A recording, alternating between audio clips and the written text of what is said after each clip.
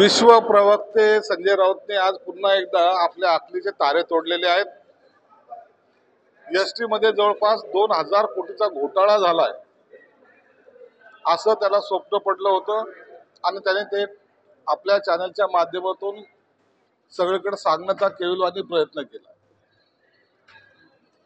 2000 कोटीचं tender जे निघलंच नाही, जे प्रशासकीय मान्यतेतच अडकलं, ज्या गोष्टीचं टेंडर झालं नाही, ज्याची वर्क ऑर्डर झाली नाही, तर त्यात घोटाळा झाला असं एक वेगळं तत्वज्ञान त्या बिंडोक माणसाने तुमच्या समोर मांडायचा प्रयत्न केला।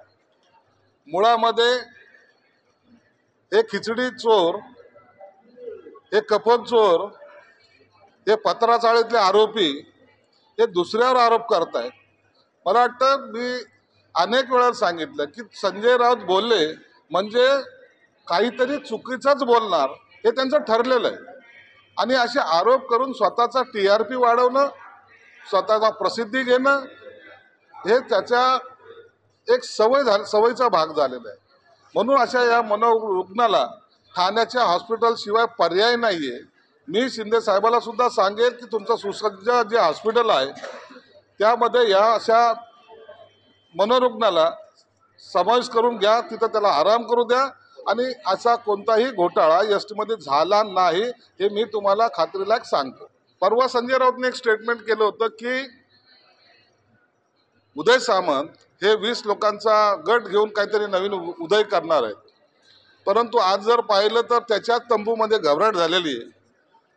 त्याने हे आज स्टेटमेंट केलं की ते दावोसमध्ये बसून सुद्धा आमचे लोक फोडायला लागलेले आहेत। याचा अर्थ असा आहे की यांच्यामध्ये आता जे काही हालचाल चालू आहे त्यामुळे निश्चित एवढं आहे, त्यांच्यातले आमदार आमच्या संपर्कात आहेत, आमच्याकडे ते येण्याच्या मनस्थितीत आहेत, परंतु शिंदे साहेब त्यावर योग्य निर्णय घेणार आहेत। तेही आहेत, काँग्रेसचे आहेत, काही पदाधिकारी सुद्धा आहेत। काही पदाधिकाऱ्यांचा प्रवेश मी स्वतः 25 तारखेला शिंदे साहेबांच्या उपस्थितीत जालन्याला घेणार आहे। म्हणून हे सर्व लोक जे अस्वस्थ आहेत, जे पक्षात राहू इच्छित नाहीत, त्यांच्यावर कुठंतरी आता तेच त्यांच्यात फूट पडते असं दाखवायचा त्याचा प्रयत्न आहे, परंतु तरी त्यांच्याकडचे लोक त्यांच्याकडे थांबणार नाही एवढं मात्र निश्चित आहे। उभाटा गटामध्ये तिथं शिल्लक काही राहिलेलं नाही। काही लोकांना भाजपमध्ये जायचा मोह झाला तर ते काल गेलेत।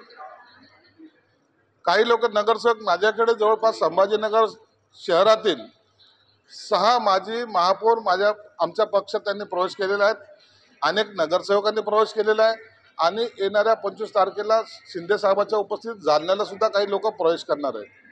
म्हणून खैरेंचं आणि अंबादासचं यांचं पक्षाच्यावर नाता नियंत्रण राहिलेलं आहे आणि आपसामध्ये त्यांचा असलेला वाद हा सर्व जगजाहीर आहे।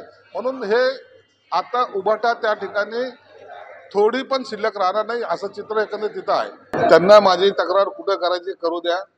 स्वतः जेव्हा तोल सोडून जेव्हा बोलायला लागले त्या टायमाला त्यांना प्रत्युत्तर हे दिल्या जाईल हे मी ठामपणे सांगतो।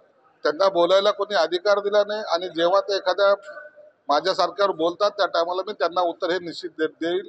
त्यासाठी मी कोणतीही हयगय करणार नाही। महायुतीमध्ये शक्ती प्रदर्शन वगैरे नाही, कार्यकर्त्यांनी दाखवलेली ती नाराजगी आहे। उद्या माननीय मुख्यमंत्री भारतात परत येत आहेत आणि ज्या ज्या ठिकाणी पालकमंत्री पदाचा थोडा बहुत वाद आहे ते उद्या संपुष्टात येईल।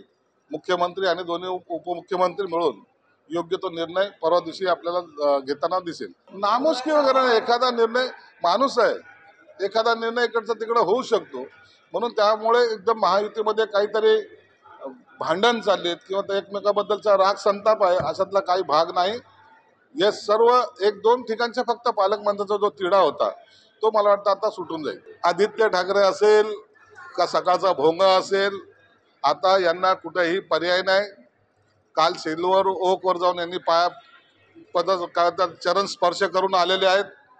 आता ज्यांच्यावर इतकी कठोर टीका करायचे ते लोक आता सगळ्यांची तारीफ करतायत। हा त्यांच्यात झालेला बदल चांगला आहे। त्यांना जर महाविकास आघाडी सोडायची असेल, दुसरीकडे कुठं जाण्याची त्यांची काही मानसिकता दिसते आणि म्हणून आता अकेला चलोच्या भूमिकेत राहायचं की आता महायुतीबरोबर जायचं या संभ्रमात ते आहेत। परंतु देवेंद्र फडणवीस साहेबांनी स्पष्टपणे सांगितलंय त्यांच्यासाठी आमचे दरवाजे बंद झालेले आहेत. नाही, त्याच्याबद्दल त्यांचं काय मत आहे मला माहीत नाही, परंतु त्यांच्या नेत्यांनी त्यांच्याकडून जर असा भ्रष्टाचार होत असेल तर त्याची माहिती घेतली पाहिजे आणि ती पब्लिकली केली पाहिजे.